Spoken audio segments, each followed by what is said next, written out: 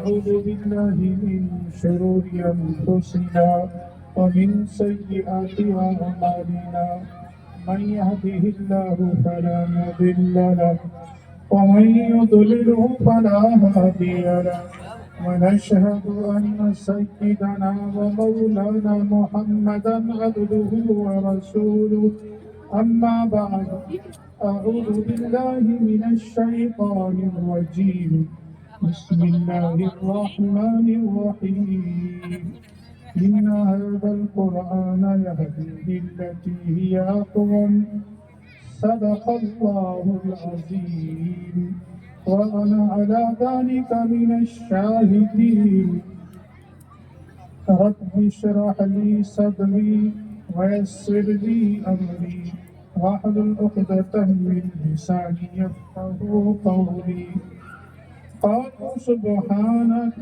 لا علم لنا إلا ما علمتنا إنك أنت العليم الحكيم رب زدني علما رب زدني علما رب زدني علما میرے محترم بزرگوں بھائیوں، میں تقریباً 3 گھنٹے مجھے ہو گئے جب میں شروع میں آیا تھا اس وقت میں اجلاس کے اندر لوگ بہت کمی کے ساتھ تھے۔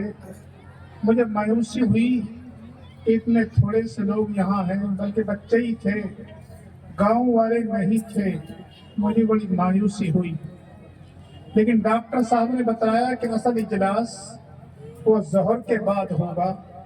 اب الحمدللہ مجھے خوشی ہے، گاؤں کے احباب یہاں موجود ہیں اور مجھے اس سے بڑی خوشی ہے۔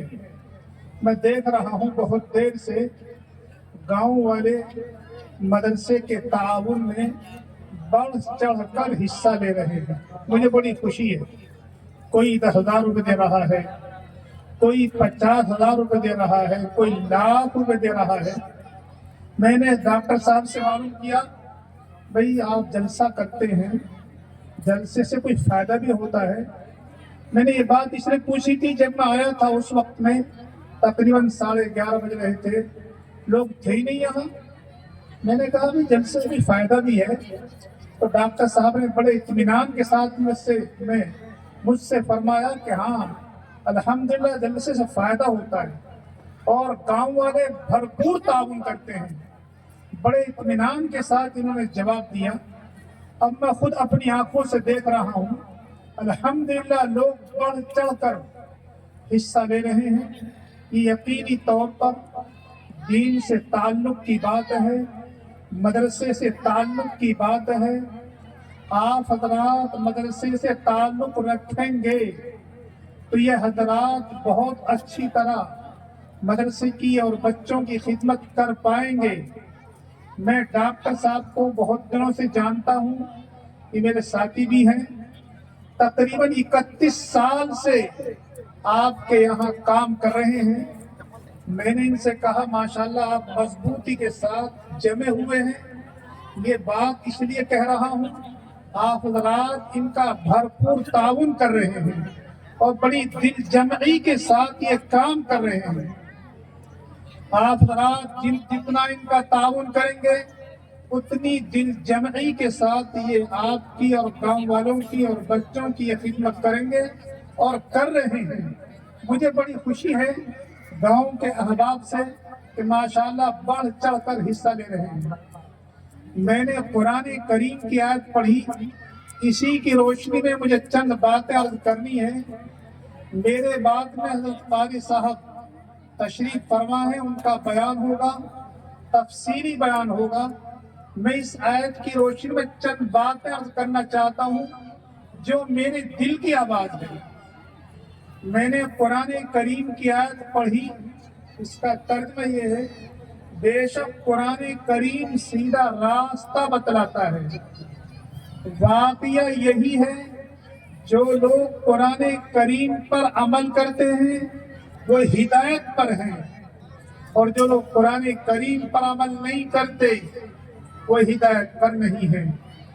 ہم غور کر لیں اپنے گاؤں کے اعتبار سے، اپنے علاقے کے اعتبار سے، کہ ہمارا کتنا عمل قرآن کریم پر ہے، اس میں ہم غور کر لیں. ہم کتنا کلام پاک کی تلاوت کرتے ہیں، کتنا مضبوطی کے ساتھ اس کو تھامے ہوئے ہیں، ہم اس سلسلے میں غور کر لیں. میں افسوس کے ساتھ یہ بات عرض کر رہا ہوں، آج مسلمانوں کا اکثر طبقہ وہ ہے جو قرآن کریم پر عمل نہیں کر رہے ہیں. کیسے عمل نہیں کر رہے میں آپ کو بتلاتا ہوں. قرآن کریم میں اللہ تبارک و تعالی نے بار بار ارشاد فرمایا نماز پڑھیے، نماز پڑھیے. تقریباً 83 جگہ اللہ نے حکم دیا نماز پڑھیے. ہم پورے گاؤں کے اعتبار سے سوچے، غور کریں، ہم کتنی نماز پڑھ رہے ہیں.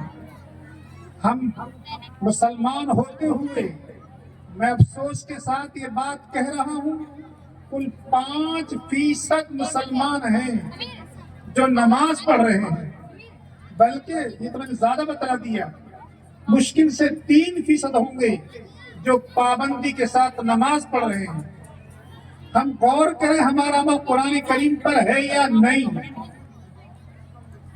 روزے فرض ہیں، اگلا مہینہ روزے کا ہے، ہم کتنا روزہ رکھتے ہیں؟ زیادہ تر وہ لوگ ہیں جو روزہ نہیں رکھتے، کسی طرح کا کوئی عذر نہیں، جوان ہیں، ہٹے کٹے ہیں، کوئی عذر نہیں، کوئی پریشانی نہیں، بلا کسی عذر کے روزہ چھوڑ دیتے ہیں. زکوٰۃ فرض ہے، زکوٰۃ فرض ہونے کے باوجود ہم لوگ کتنی زکوٰۃ دیتے ہیں. اگر سارے مسلمان زکوٰۃ دینے لگے تو کوئی مسلمان بھکاری نہ رہے، لیکن اکثر لوگ زکوٰۃ نہیں نکالتے. اکا دکا لوگ ہوں گے، میں یہ نہیں کہتا آپ ذرا نہیں نکالتے، اکثر لوگ زکوٰۃ نہیں نکالتے، کم ہیں جو زکوٰۃ نکالتے ہیں. اگلی بات، اللہ نے کلام پاک میں شراب کو حرام کہا ہے. اللہ نے کلام پاک میں ارشاد فرمایا شراب پینا حرام ہے، شراب ناپاک ہے. لیکن ہماری نوجوان نسل نشے کی عادی بن گئی ہے. شادی بیاہ کے موقع پر یہ نوجوان نسل ڈیجوں کے سامنے شراب پی کر ناچتے ہیں. باقاعدہ طے ہوتا ہے میں تیری شادی میں ناچوں گا، تو میری شادی میں ناچنا. مسلمان اور شراب پیے اور بے حیائی کے ساتھ اور ڈیجوں کے سامنے ناچے، انتہائی افسوس کی بات ہے. جبکہ کلام پاک نے سراسر شراب پینے کو حرام کہا ہے، شراب کو ناپاک کہا ہے. لیکن یہ نوجوان نسل یہ شراب کی عادی ہو گئی ہے. میں دکھ دل کے ساتھ میں آپ سے یہ بات کہہ رہا ہوں، کیا ان نوجوانوں کو اللہ کے سامنے جانا نہیں ہے؟ ان کو اللہ کے سامنے حاضری نہیں دینی اور یہ شراب کے عادی بن رہے ہیں. سود جس کو کلام پاک میں بالکل حرام کہا ہے، احل اللہ البیع وحرم الربا، اللہ نے خرید و فروخت کو جائز قرار دیا ہے اور سود کو حرام قرار دیا ہے. ہم غور کریں ہم کتنا سود سے بچ رہے ہیں. میں یہ کہتا ہوں مسلمانوں کا اکثر طبقہ وہ ہے جو اس لعنت کے اندر گرفتار ہے. کیسے گرفتار ہیں؟ بہت سے لوگ سوچ رہے ہوں گے ہم تو سودی کاروبار نہیں کرتے، لیکن ہم نہ چاہتے ہوئے بھی اس لعنت کے اندر گرفتار ہیں. ہمارا اکاؤنٹ بینک کے اندر کھلا ہوا ہے، سب کے کھاتے بینک میں ہوتے ہیں، ہماری اصل رقم بھی وہاں ہوتی ہے۔ جب ہم بینک سے اپنی رقم لینے جاتے ہیں تو جب سال گزر جاتا ہے تو بینک اس پر سود دیتا ہے۔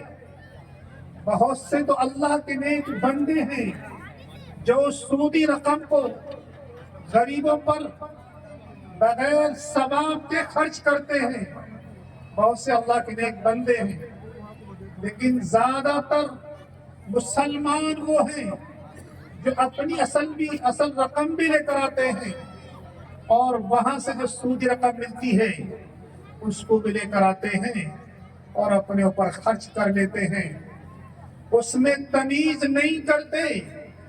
ہم عام طور پر اس کے اندر ملوث ہیں، جبکہ حدیث میں ارشاد فرمایا نبی اکرم صلی اللہ علیہ وسلم نے، جو سود کا ایک درہم کھائے گویا کہ اس نے اپنی ماں کے ساتھ گویا کہ اپنی ماں کے ساتھ 36 مرتبہ زنا کیا۔ جو سود کا ایک درہم کھائے، اور ہم پتہ نہیں کتنا کھا رہے ہیں۔ آج ہمارا کھانا حلال نہیں ہے،